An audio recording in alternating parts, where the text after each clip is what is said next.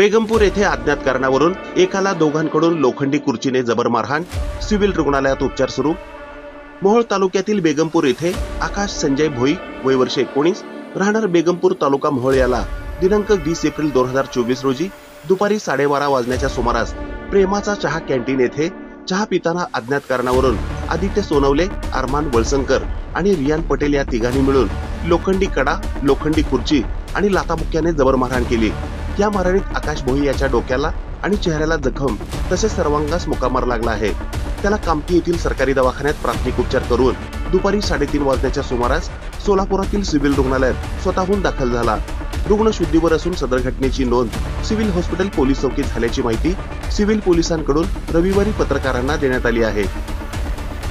दरम्यान ही बातमी संकलित केली आहे संपादक गुरुदादा गायकवाड यांनी। ताज्या घडामोडी पाहण्यासाठी आजच महाराष्ट्र सुखदेव न्यूज या YouTube चॅनलला लाईक आणि सबस्क्राईब करा। ताज्या घडामोडी पाहण्यासाठी आजच महाराष्ट्र सुखदेव न्यूज या YouTube चॅनलला लाईक आणि सबस्क्राईब करा।